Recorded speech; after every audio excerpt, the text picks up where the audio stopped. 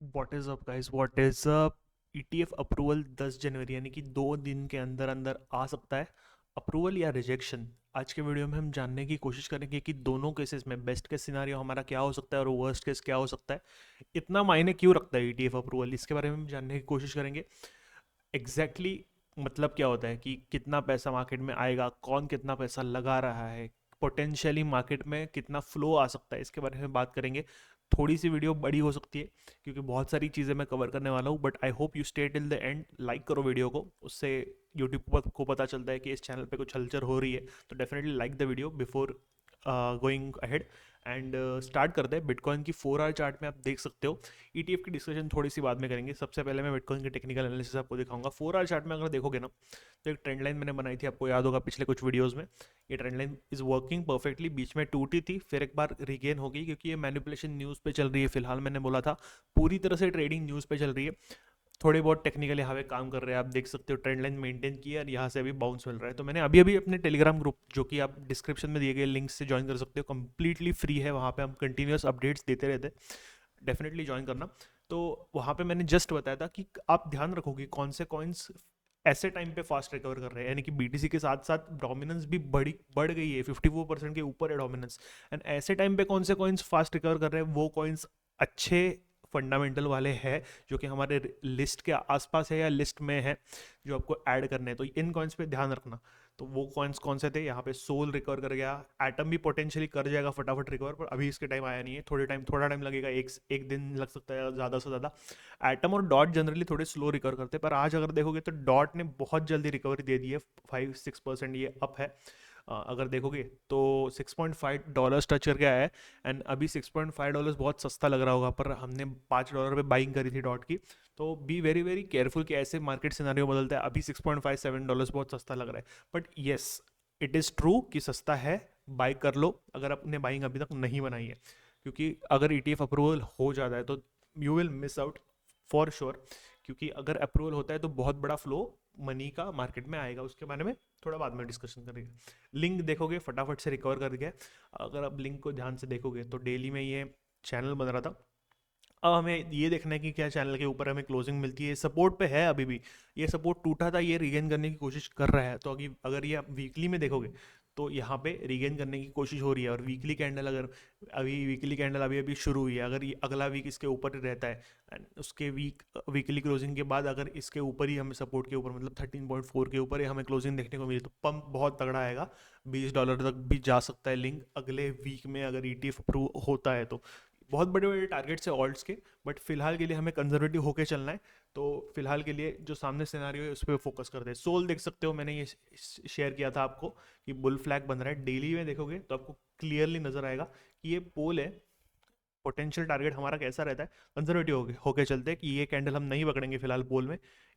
अगली वाली कैंडल से शुरू करते हैं। 50% की एक पोल है, एंड अगर पोटेंशियल ब्रेकआउट यहाँ से होता है तो 50% का टारगेट जनरली यहाँ पे आता है, यानी कि $160 के आसपास का टारगेट आ रहा है। पर क्या हम यहाँ तक टारगेट रखेंगे इसका? नहीं, स्पॉट में हम लेके चलेंगे। हम प्रॉफिट बुकिंग कहाँ पे करेंगे? $135-$136, क्योंकि वहाँ पे रेजिस्टेंस है। ज़्यादा से ज़्यादा $145, क्योंकि ये जोन है। जोन में कहीं से भी आपको रिजेक्शन देखने को मिल सकता है। वो कैंडल स्ट्रक्चर आपको देखनी पड़ती है कि कहाँ पे कैंडल स्ट्रक्चर बन रही है बियरिश, उस हिसाब से आपको एस्केप करना है, एग्जिट करना है वहाँ से। एग्जिट मतलब पूरा नहीं बेचना है। जो कॉइन आप रख रहे हो लॉन्ग टर्म के लिए, उसमें थोड़ी सी प्रॉफिट बुकिंग करनी है। फिर एक बार जब डिप मिलता है, जैसे अभी मिला है, अभी अपने आई होप हमने बाइंग कर रखी होगी। एंड इस डिप में आपने एल भी उठाया। मैंने जस्ट पिछली वीडियो में, आप वीडियोस चेक करो, जस्ट पिछली वीडियो में मैंने बताया था कि कौन से कॉइन्स बाइंग लायक है। सेम वीडियो आज पूरी तरह से रेलेवेंट है, प्लीज़ चेक इट आउट कि कौन से कॉइन्स मैं खरीद रहा हूँ, कौन से कॉइन्स मेरी लिस्ट में, कौन से कॉइन्स आप भी रख सकते हो। Not a financial advice, but आप इन पे ध्यान रख सकते हो। I am sorry. या अब बात करते हैं ईटीएफ पे। ये हमारे कुछ कॉइन्स है, कॉइन्स की लिस्ट मैंने बता दी कि the video which I posted just now, इस पे आप जाके चेकआउट कर सकते हो। ईटीएफ पे बात करते हैं। ईटीएफ एक म्यूचुअल फंड की तरह आप इसको देख सकते हो। शॉर्ट में बता रहा हूँ बहुत ही ज़्यादा, बट जब भी ईटीएफ रिटेलर्स के लिए बिटकॉइन को लेके आएगा उनके सामने, यानी कि हेजिटेट नहीं करेंगे लोग। एक्सचेंजेस से लोग डरते हैं क्योंकि FTX आपके सामने, मेरे सामने, आपके सामने, सबके सामने कोलैप्स हुआ था।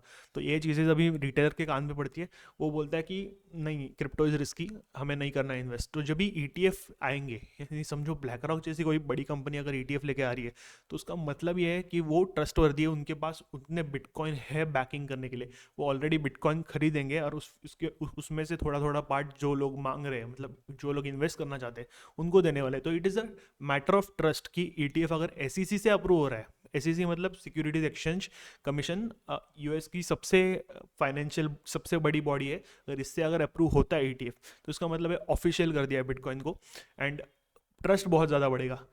लोगों के इनफ्लो की बात हम बाद में करेंगे, पर इसके पहले इंस्टीट्यूशन जो फाइल कर रहे हैं ETF के लिए, जैसे कि ब्लैकरॉक हो गया, वैनेक हो गया, अक्षेस हो गया, तो पहले सबसे पहले तो ये बाइंग करेंगे BTC की। तो सबसे पहला तो इनका पैसा आएगा BTC में। ब्लैकरॉक मेरे ख्याल से कुछ 8 से लेके 10 बिलियन इन्वेस्ट करने वाला है BTC में इनिशियली। ट्रिलियन में मार्केट कैप है हमारी। आपको टोटल मार्केट कैप मैक्सिमम गई थी 3 ट्रिलियन क्रिप्टो की, एंड लोएस्ट आई थिंक कुछ 700 बिलियन गई थी। तो आप अगर देखो, अगर 1 ट्रिलियन भी आप पकड़ के चलो मोटा मोटा, तो उसमें अगर 8 से 10 बिलियन अगर एक ही कंपनी इन्वेस्ट कर रही है over a period of time, एक साथ पैसा नहीं आएगा, वो थोड़े थोड़े टाइम में आएगा, कुछ महीनों में आएगा, बट उसका इफेक्ट ज़रूर दिखेगा। And it is not a one day thing, ये दिखता रहेगा हमें इफेक्ट आने वाले कुछ 1 2 3 सालों में, कि लोग जैसे जैसे डिमांड बढ़ाएंगे वैसे वैसे ब्लैक रॉक भी तो चाहेगी कि और बिटकॉइन बाय करे और लोगों को सप्लाई करे, क्योंकि दैट इज़ देयर बिजनेस, वो उस पर इंटरेस्ट कमाते, कमीशन कमाते। तो ये इंपॉर्टेंस है बिटकॉइन की और ETF की। अगर एक ही कंपनी, मैंने जैसे कहा कि 8 to 10 बिलियन कर रही है, तो बाकी कंपनी सब एड अप करके, एंड जो नहीं आएंगी, ETF एक का अप्रूव किया और दूसरे का नहीं किया, ऐसा जनरली होगा नहीं, और ऐसा होने वाला नहीं है। अगर अप्रूव करेंगे तो मैक्सिमम बड़े कंपनीज की ETF अप्रूव होंगी। अगर कुछ फॉल्टी छोटी ETFs रहेंगी तो शायद उनको रिजेक्ट कर दे, but be very very careful in that case कि अगर थोड़ा मैनिपुलेशन चलता है तो आपका जिगरा जो है वो टाइट होना चाहिए। आपको बिल्कुल भी हिलना नहीं है मार्केट से, आपको होल्ड करके रखना है ऐसे टाइम पे। अब बात करते हैं, अभी अप्रूवल की बात हमने कर ली कि क्या हो सकता है, कितना बड़ा पैसा मार्केट में आ सकता है। अब बात करते हैं रिजेक्शन की। अगर रिजेक्ट होता है ETF कोई, फॉर एग्जाम्पल ले लेते कोई बड़ी कंपनी जैसे कि आर्क शेयर, ब्लैक रॉक का तो बहुत ही ज़्यादा हिस्ट्री स्ट्रॉन्ग है कि अप्रूवल्स ही आए 98%, 98% नहीं, कुछ 98 अप्रूवल्स आए एंड 3 4 कुछ रिजेक्शन आए, जस्ट ज़्यादा से ज़्यादा, ऐसा कुछ उनका डेटा है। उनके अप्रूवल आने के हाई चांसेस है, पर उनके अप्रूवल हम इमेजिन करते हैं कि मार्च में आते हैं, लेट आते हैं। डेडलाइन कभी है वो थोड़ा मुझे चेक करना पड़ेगा, बट ये जो बड़ी कंपनीज हैं उनके अप्रूवल ऐसे हम इमेजिन करते हैं कि थोड़े लेट आते हैं। स्टार्टिंग में एक आधी कंपनी जैसे कि आर्क शेयर्स हो गई या फिर वैनिक हो गई, इनमें से किसी का ये BTC जो स्पॉट ETF है वो रिजेक्ट हो जाता है। तो ऐसे केस में हमें कहाँ तक बिटकॉइन डंप करते देख सकता है। अब मैंने अपने ग्रुप पे सुबह ही बताया था कि अपनी 80 से 90% बाइंग आप कर लो। अगर आपने बाइंग नहीं करी तो दैट शुड बी कंप्लीटेड, क्योंकि हाई चांसेस है अप्रूवल के। अगर नहीं अप्रूव होता तो BTC should drop to this level. मेरे ख्याल से 37.4 के हम बहुत टाइम से बता रहे, अगर ये लेवल टूटता है तो 35,000 के नीचे BTC मेरे ख्याल से नहीं जाना चाहिए। अब ETF अगर रिजेक्ट ही हो गए सारे, तो 30,000 के लेवल तक सारे अगर रिजेक्ट हो गए तो that is very very low chance. अगर वैसी कोई चीज़ होती है तब हमें 30,000 की लेवल वापस एक बार देखने को मिल सकती है, बट ये बहुत ही छोटा चांस है, इसके लिए हमें रुकना नहीं चाहिए मेरे ख्याल से। 35,000 पे हमें बाइंग बना के रख देनी चाहिए, and that is the final buying we will be doing for this season. उसके बाद प्रॉफिट बुकिंग कहाँ करनी है, एग्जिट कहाँ करना है, वो सब हम बाद में देखेंगे। बट दिस इज द 35,000 36,000 का जो लेवल है, उसके आसपास भी अगर BTC आता है तो that should be are yours mind, सबकी फाइनल बाइंग यहाँ पे हो जानी चाहिए मेरे ख्याल से। एंड अगर सारे ETF रिजेक्ट हो गए, लास्ट सिनारियो हम डिस्कस करें कि एक आध नहीं सारे ETF रिजेक्ट हो गए, तो ETF का पूरा टॉपिक इरेज कर दो आप यहाँ माइंड से। अब बात करते हैं कि बिटकॉइन की हाल्विंग के बाद क्या होता है। अप्रैल में बिटकॉइन की हाल्विंग है, कुछ 100 डेज ही बाकी है आज से मेरे ख्याल से। कॉइन मार्केट कैप पे अगर आप जाके चेक करोगे तो वहाँ पे हमें दिखती है, आपको दिखाता हूँ मैं।